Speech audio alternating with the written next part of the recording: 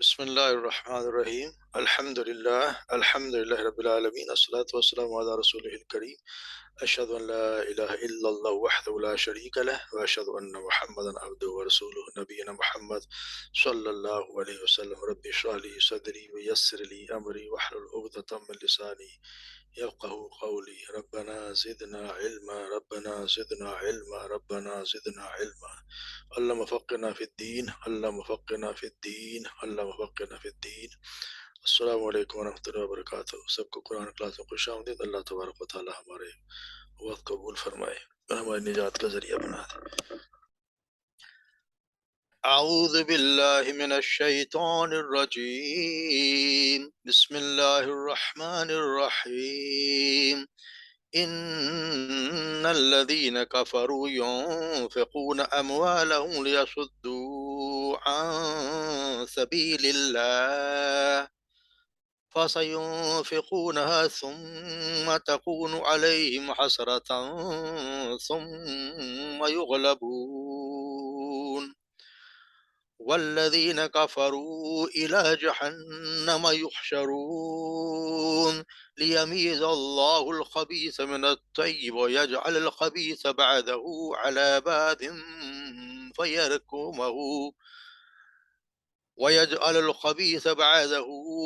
بعض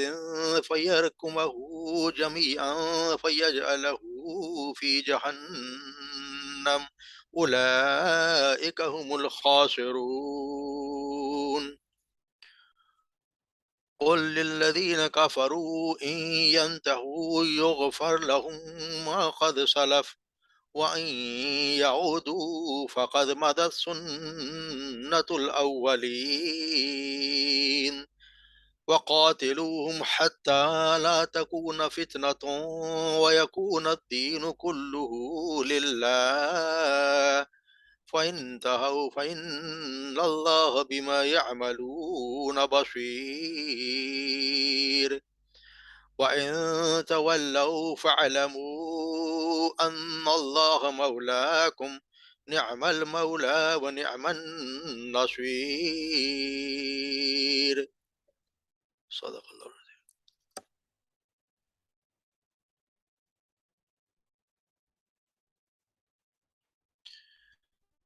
ان الذین کفروا، بے شک وہ لوگ جنہوں نے کفر کیا، ينفقون اموالہم، وہ خرچ کرتے ہیں اپنے مال، لیصدوا عن سبیل اللہ، تاکہ وہ روکیں اس کے ذریعے عن سبیل اللہ کی راہ سے،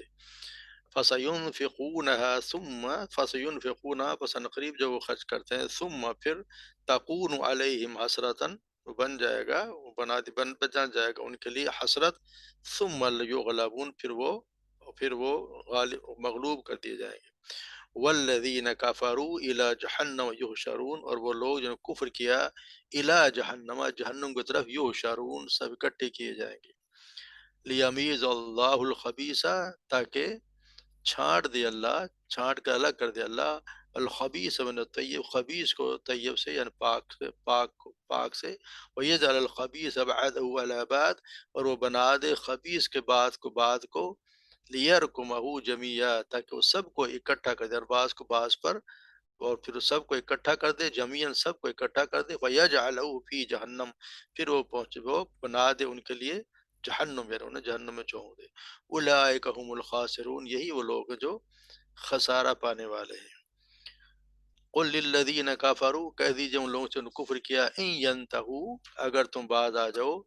یغفر لہم، تو معاف کر دیا جائے گا تمہیں، ما قد سلف، جو کچھ پہلے ہو گیا، وَإِن يَعُودُوا، اور اگر تم عادہ کرو گے، یعنی پھر ایسے کرو گے، فقد، پس یقیناً، مدد سنت الاولین، تو ہے اللہ پہلوں کی سنت، یعنی پہلوں کا طریقہ موجود ہے۔ وقاتلوا اور جنگ کرو ان سے، حتیٰ یہاں تک کہ لا تکون فتنۃ، نہ بچے نہ رہے فتنہ، ویکون الدین کلہ للہ، اور ہو جائے دین کلہ پورے کا پورا، للہ اللہ کے لیے،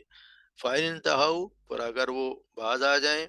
فإن اللہ بما یعملون بصیر، تو بے شک اللہ بما یعملون، جو کچھ وہ کرتے ہیں، بصیر، اس کو دیکھنے والا ہے۔ فإن تولوا، اور اگر وہ اگر منہ پھیر لیں فعلموا تو جان لو ان اللہ مولاکم تو بے شک اللہ تمہارا مولا ہے، یعنی تمہارا مددگار ہے۔ نعم المولا و نعم النصیر، کیسا اچھا، کیسا اچھا مددگار، اور کس طرح کیسا اچھا ساتھ دینے والا مددگار ہے، کیسا اچھا ساتھی اور کیسا اچھا مددگار ہے۔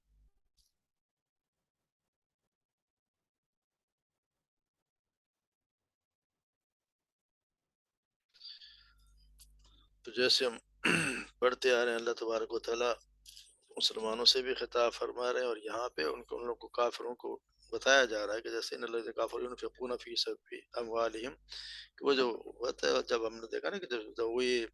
جنگ بدر، تو اس کے بعد جب قریش کے مکہ کو بدر میں شکست ہو گئی، تو ان کے جو شکست خوردہ جو ساتھی تھے واپس مکہ آ گئے۔ ادھر سے ابو سفیان بھی اپنا تجارتی قافلے لے کر وہاں پہنچ گیا تھا، تو کچھ لوگ جن کے باپ بیٹے بھائی جنگ میں مارے گئے، وہ سب ابو سفیان اور ان کا سب کا اس تجارتی سامان میں حصہ تھا ان کے پاس، ابو سفیان کے پاس گئے اور ان سے کہا کہ اس مال کو مسلمانوں کے بدلہ لینے کے لیے استعمال کریں، یعنی یہ مال جو ہے وہ مسلمانوں کو بدلہ لینے کے لیے آپ اس کو خرچ کر دیں، یعنی کہ تیاری کریں اس مال سے، تو مسلمانوں نے کیونکہ ہمیں بڑا سخت نقصان پہنچا ہے، اس لیے ان سے انتقامی جنگ بھی ضروری ہے۔ تو اللہ تعالیٰ نے اسی طرح ان کے لوگوں کے اس قسم کے کردار کو اپنا فرمایا، بے شک کے لوگ اللہ کے راستے میں اپنا مال جو خرچ کرتے ہیں، یعنی کہ یہ قریش کی طرف سے لشکر کی تیاری، ساز و سامان کی فراہمی، اسلحہ کی خریداری، یا اونٹوں گھوڑوں اور راشن وغیرہ کا بندوبست کے حوالے سے جو بھی اخراجات، وہ انفاق فی سبیل شیطان میں شرک ہوں، یا فی سبیل شرک، یعنی شرک کے راستے میں، شیطان کے راستے میں، وہ لوگ گویا شیطان کے راستے کے مجاہدین تھے، تو ان کا کیونکہ ان کا جو مشن تھا وہ تھی اللہ کے مخلوق کو اللہ کے راستے سے روکنا تھا، اس وجہ سے کہا گیا کہ جو تم خرچ کر رہے ہو، بے شک انہوں نے کفر کیا، اپنے مال خرچ کرتے ہیں تاکہ لوگوں کو اللہ کے راہ سے، پھر فرمایا فَسَيُنْفِقُونَهَا ثُمَّ تَكُونُ عَلَيْهِمْ حَسْرَةً ثُمَّ يُغْلَبُونَ، اور پھر یقیناً پھر ان قریب وہ یہ جو مال جو خرچ کر رہے ہیں وہ ان کے لیے حسرت بنا دی جائے گی، ثُمَّ يُغْلَبُونَ، پھر وہ ان کے لیے حسرت بن جائے گی، اور وہ اس کے لیے پھر اسی کی طرف اکٹھے کیے جائیں گے، سجار جہنم، پھر اس کی طرف اکٹھے کیے جائیں گے، پھر وہ مغلوب کر دیے جائیں گے۔ تو یہ خرچ کا ان کے لیے کیوں باعث حسرت، کیوں پچھتاوا ان کے جانوں کا روگ بن جائے گا کہ اپنا مال بھی کپا دیا، جانیں بھی ضائع کر دی، لیکن پوری کوشش کے باوجود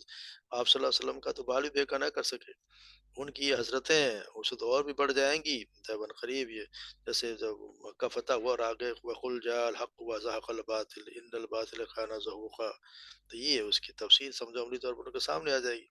اور وہ پھر اہل حق کے سامنے ان کے رحم و کرم پہ ہوں گے، پھر وہ جس طرح چاہیں گے ان کے ساتھ سلوک کریں گے، تو اسی لیے ان کو بتا دیا گیا ہے کہ یہ اگر تم جو کر رہے ہو تو یہ تمہارے لیے حسرت ہی ہوگا، اور پھر کیا ہوگا، والذین کفروا الی جہنم یحشرون، اور وہ لوگ جنہوں نے کفر کیا جہنم کی طرف سارے اکٹھے کیے جائیں، صرف اکٹھے کیے جائیں گے، یعنی کہ لوگ اللہ کے راہ سے خرچ کریں گے، لیکن اس سے آنا تو کچھ بھی نہیں ہے، مغلوب ہو جائے گا، ان کا ٹھکانہ آخر کا جہنم ہوگا۔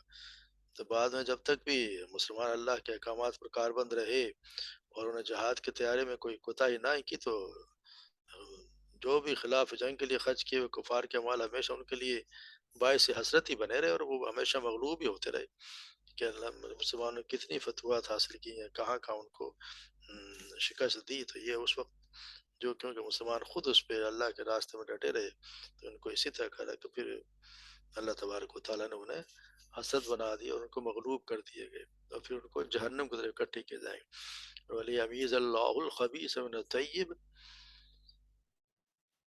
والذین کافروا جہنم یشرب علیہم ویعظ اللہ الخبیث من الطیب، تاکہ چھانٹ کر الگ کر دے اللہ تبارک و تعالیٰ، چھانٹ کر الگ کر دے کہ اس کو پاک کو ان سے خبیث چیزوں سے پاک کو الگ کر دے، اور وہ اس کو بعض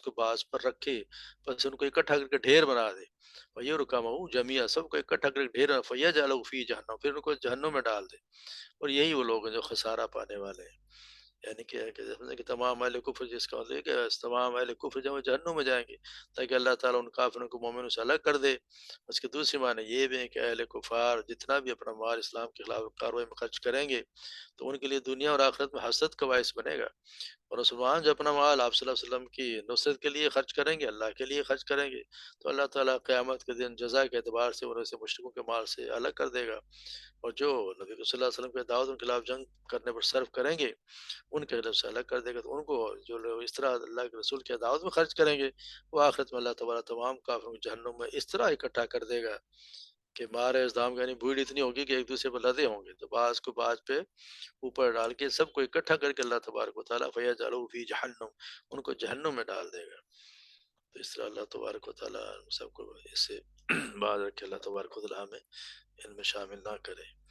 ایسا کوئی کام نہ کریں جس سے کوئی کاغذ لگے کہ جو شیطان کے راہ میں کو خرچ کیا جا رہا ہے۔ کیونکہ جو اللہ جو بھی اللہ تبارک یعنی اللہ الگ کرتے ہوئے اطاعت کرتے ہوئے دشمنوں اور کافر جہاد کرتے ہیں، نافرمان جہاد سے اراض کرتے ہیں، جو اللہ تعالیٰ نے ارشاد فرمایا وما كان الله ليذر المؤمنين على ما انتم عليه حتى يميز الخبيث من الطيب،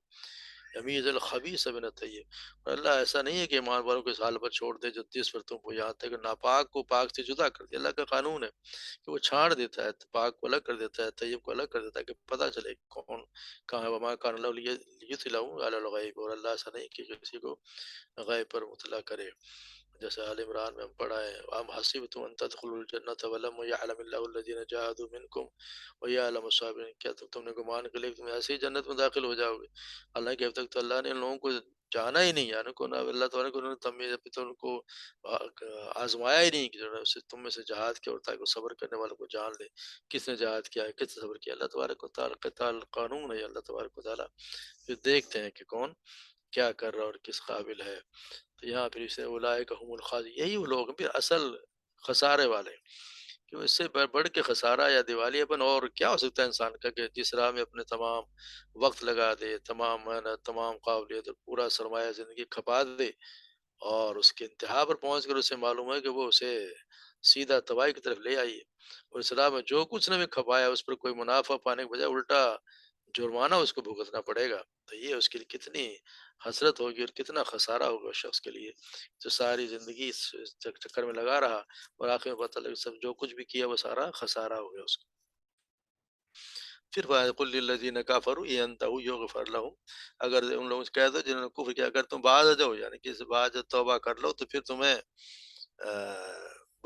جو ہے وہ تو پرانے جو تمہارے جتنے بھی جو تم نے غلطیاں کی ہیں وہ بخش، یعنی کہ جنگ بدر کی اس کے باوجود بھی شکست، اگر یہ کافر اپنے سرگرمیوں سے باز ہیں تو اللہ تبارک و تعالیٰ ان کی سابقہ خطائیں معاف کرنے کو تیار ہے، اگر ابھی بھی اس کے باوجود بھی اگر وہ باز آ جائیں تو ان کی خطائیں معاف ہو سکتی ہیں، کیونکہ آپ صلی اللہ علیہ وسلم نے فرمایا کہ بے شک اسلام پہلے کیے گناہوں کو بٹھا دیتا ہے، یعنی کہ جو پہلے وہ کافر تھا اور بعد میں مسلمان ہو گیا تو اس کے سارے پچھلے گناہ معاف ہو جائیں گے، مگر بعض رہنا آنے میں یہ بھی شامل ہے کہ اسلام لا کر اپنی حالت بھی بدل لیں، یہ نہیں کہ اسلام لانے کے بعد بھی صرف نام سے اسلام لے اور باقی حرکتیں وہ کی وہ رہیں، کہ سیدنا عبداللہ بن عباس عبداللہ بن مسعود رضی اللہ تعالیٰ عنہ بیان کرتے ہیں کہ آپ صلی اللہ علیہ وسلم نے فرمایا جس نے اسلام میں اچھے عمل کیے تو اس سے جاہلیت کے اعمال کا مواخذہ نہیں ہوگا، اور جس نے اسلام میں برے عمل کیے تو اس سے پہلے اور بعد کے تمام اعمال کا مواخذہ ہوگا، یعنی اگر مسلمان بن گیا اس نے پہلے جو غلطیاں کی پھر ان کا بھی مواخذہ ہوگا، کیوں اسلام لانے کے بعد اس نے وہ تو حرکتیں نے چھوڑی نہیں، ویسے کہ ویسے ہی کرتا رہا، تو پھر اس سے اس کے بعد آنے کا مطلب ہے کہ پھر وہ سارے پچھلے حالت کو اپنے بدل لے، پچھلے سب گناہوں کو سب حرکتیں چھوڑ دے، اللہ تبارک و تعالیٰ کہ کتنے بڑا گناہ کیا جنگ بدر میں آپ صلی اللہ علیہ وسلم سے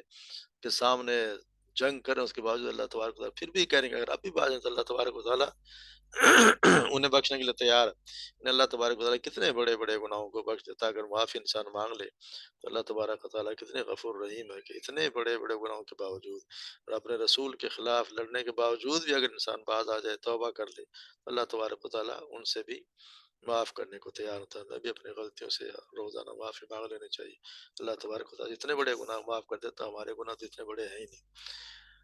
وَإِن يَعُودُوا فَقَدْ مَضَتْ سُنَّتُ الْأَوَّلِينَ، اگر تم ایسا کرو گے پھر دوہراؤ گے تو اللہ تعالیٰ کی یہ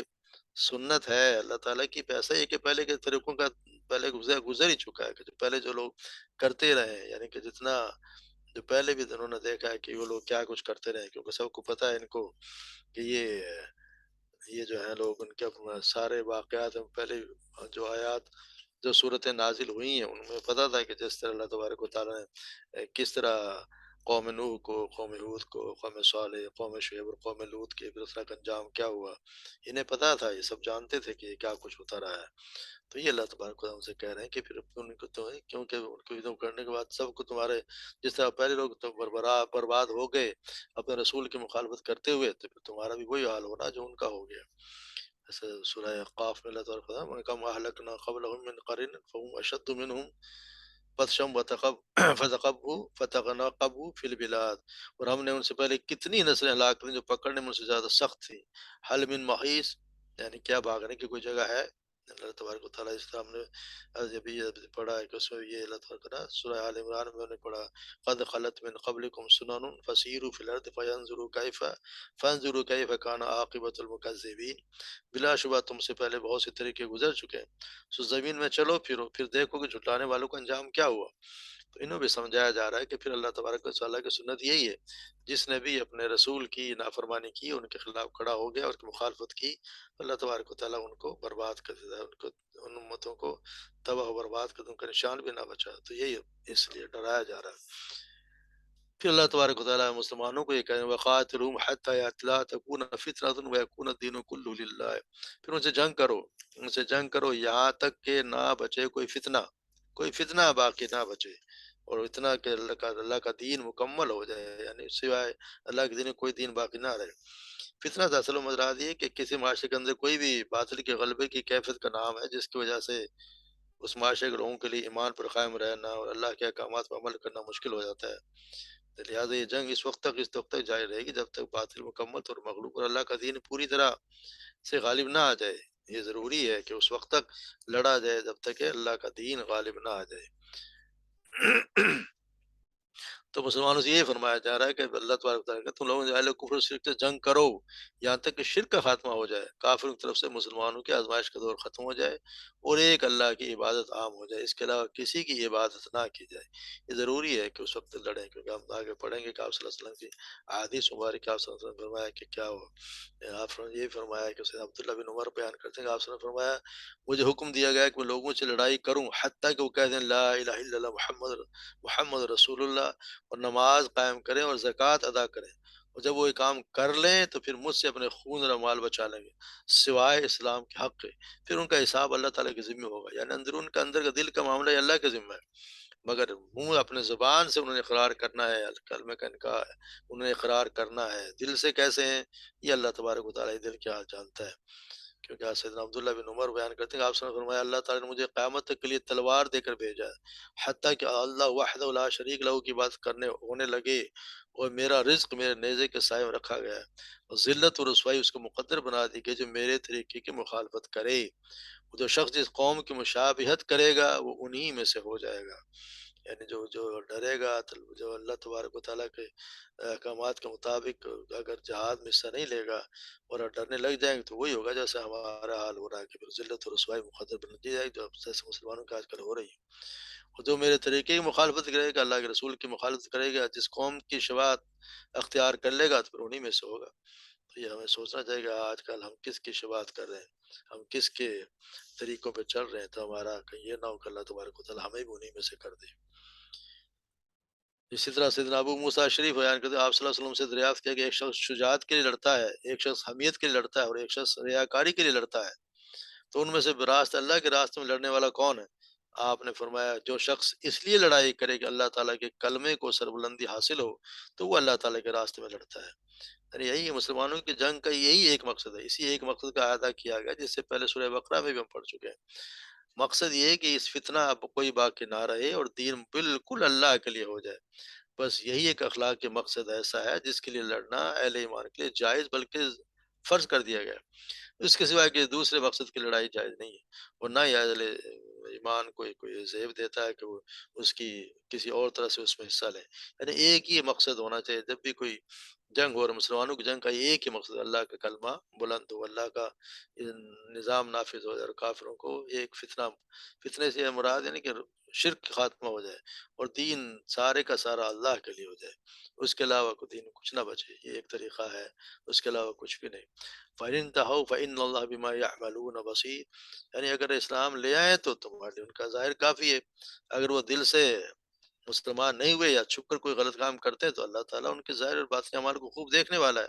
وہ خود نمٹ لے گا۔ آپ کو اس کی ذمہ نہیں ہے کہ اگر وہ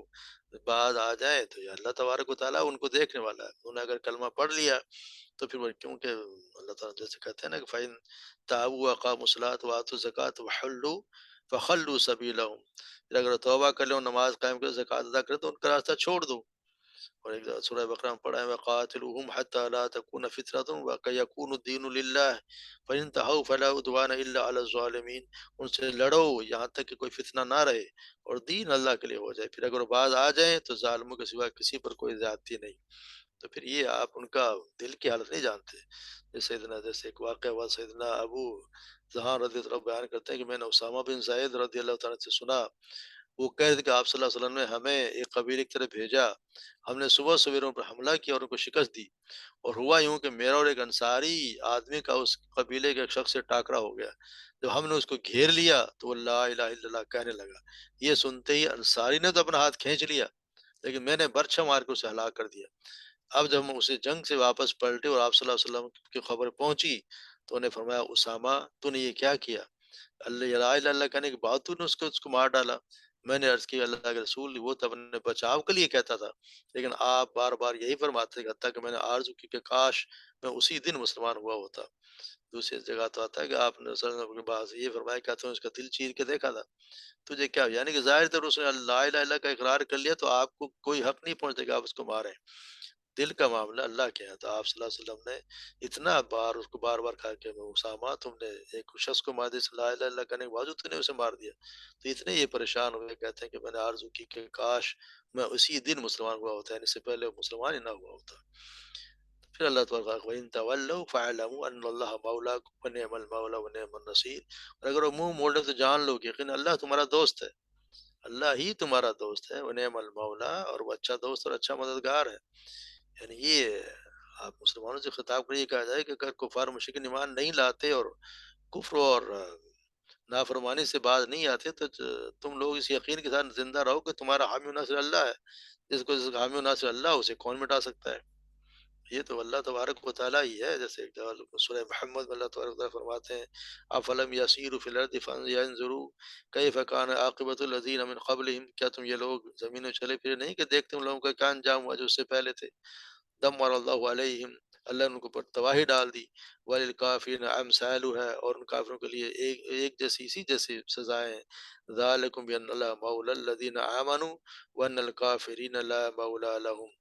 اور اس لیے کہ بے شک اللہ ان لوگوں کا مددگار جو ایمان لائے، اور بے شک جو کافر ہیں ان کا کوئی مددگار نہیں ہے۔ اس طرح سورہ آل عمران میں پڑھ چکے ہیں ولی اللہ مولاکم وهو خیر الناصرین، اور بلکہ اللہ ہی تمہارا مالک اور سب مدد کرنے والوں سے بہتر ہے۔ تو اللہ تبارک و تعالیٰ ہی دوست، اللہ ہی کو پکارنا چاہیے، اللہ ہی سے ہر چیز کی مدد مانگنی چاہیے۔ جیسے آتا نا کہ سورہ جنگ عہد جب ہوئی تو سیدنا برا بن عازب کے بیان کرتے ہیں کہ اس دن مشرکوں سے ہماری مٹ بھیڑ ہوئی تو آپ صلی اللہ علیہ وسلم نے تیر اندازوں کے ایک گروہ کو، ہم سب جانتے ہیں کہ ایک درے پر مقرر فرما دیا تھا، عبداللہ بن جبیر کو ان کا امیر مقرر کر دیا، فرمایا تم اپنی جگہ ڈٹے رہنا، اگر تم دیکھو کہ ہمیں فتح ہوگی تو بھی اس جگہ سے نہ ہلنا، اور اگر یہ دیکھو کہ دشمن ہم پر غالب آ گیا ہے تو پھر بھی اپنی جگہ چھوڑ کر ہماری مدد نہ کرنا۔ ہمارا کہتے ہیں کہ ہمارا جب مقابلہ ہوا تو دشمن تو بھاگ گیا، حتیٰ کہ یہاں تک کہ ہم نے دیکھا ہے کہ ان کی عورتیں بھی اپنی پنڈلیوں سے کپڑے اٹھائے بھاگی جا رہی تھیں۔ تو پھر ہوا ہے کہ یہ صورتحال جب دیکھی تو درے پر لوگوں نے کہنا شروع کیا غنیمت یا غنیمت، یعنی مال غنیمت کے چبر کے کہتے لوگ تو مال غنیمت لے رہے ہیں۔ عبداللہ بن جبیر نے ان سے کہا کہ آپ صلی اللہ علیہ وسلم نے مجھ سے یہ عہد کیا تھا کہ اپنی جگہ سے نہ ہلنا، مگر ساتھ میں انکار کر دیا، اور جب انہوں نے انکار کیا تو اللہ تعالیٰ نے ان کی فتح کو شکست میں بدل دیا، اور اس دن 70 مسلمان شہید ہو گئے۔ ابو سفیان نے مسلمانوں کا جائزہ لیتے ہوئے، یہ جو آپ صلی اللہ علیہ وسلم کے دیکھ رہا تھا کہ ان کو وہ کہاں ہیں، تو آپ صلی اللہ علیہ وسلم پوچھا کیا ان لوگوں میں محمد صلی اللہ علیہ وسلم موجود ہیں؟ آپ صلی اللہ علیہ وسلم نے فرمایا، پھر وہ ابو سفیان مسلمان جائزہ لیتے ہوئے جب پوچھا وہ پہاڑ کی طرف گیا، اس نے دیکھا کہ وہاں پہاڑ پہ شاید کچھ لوگوں نے پناہ لی ہوئی ہے، تو اس نے آواز دی کیا تم لوگ محمد موجود ہیں؟ آپ صلی اللہ علیہ وسلم نے فرمایا کوئی جواب نہ دے۔ پھر اس نے پوچھا کیا لوگ میں ابن خافہ یعنی ابو بکر موجود ہیں؟ آپ صلی اللہ علیہ وسلم نے فرمایا اس سے کوئی جواب نہ دو۔ اس نے کہا لوگ کیا تم لوگوں میں ابن خطاب موجود ہیں؟ تو مسلمانوں نے اس طرف سے کوئی جواب نہ آیا تو کہنے لگا گویا سب لوگ قتل ہو گئے، اگر زندہ ہوتے تو میری بات کا جواب ضرور دیتے۔ سیدنا عمر رضی اللہ عنہ اپنے اوپر قابو نہ رکھ سکے اور کہنے لگے اے اللہ کے دشمن، تو جھوٹ کہہ رہا ہے، اللہ تعالیٰ نے سب کو تیرے لیے باقی رکھا ہے، تجھے غم و حزن لائق ہو۔ اور اس دن کے بعد ابو سفیان نے نعرہ بلند کیا حبل بلند ہو، تو نبی صلی اللہ علیہ وسلم نے فرمایا جب اسے جواب دو۔ صحابہ نے کہا کہ یا رسول اللہ کیا جواب دیں؟ فرمایا تم کہو اللہ ہی حال اور اجل ہے۔ ابو سفیان نے پھر کہا ہمارے پاس عزا ہے، تمہارے پاس کوئی عزا نہیں۔ تو آپ نے فرمایا جواب دو۔ تو صحابہ نے کہا جواب دیا یہ کہو کہ اللہ ہمارا مولا ہے اور تمہارا کوئی مولا نہیں۔ نے جواب اللہ تمہارا مولا ہمارا مولا ہے اور تمہارا کوئی مولا نہیں ہے۔ تو پھر ابو سفیان وہاں سے اس دن پھر چلا گیا۔ تو یہ اللہ مسلمانوں کا ہمیشہ یہ بھروسہ رکھنا چاہیے، اللہ تبارک و تعالیٰ ان کا دوست ہے، مولا ہے، یعنی اس کا اور مددگار بھی اللہ ہی ہے، اللہ کے سوا کسی کی کوئی مدد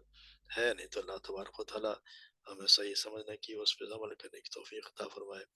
اور صحیح اعمال کرنے کی توفیق دے تاکہ ہم اللہ تبارک و تعالیٰ کے فرمان کے مطابق عمل کر سکے اور جنت کے حقدار بن سکے۔ وما علینا الا البلاغ۔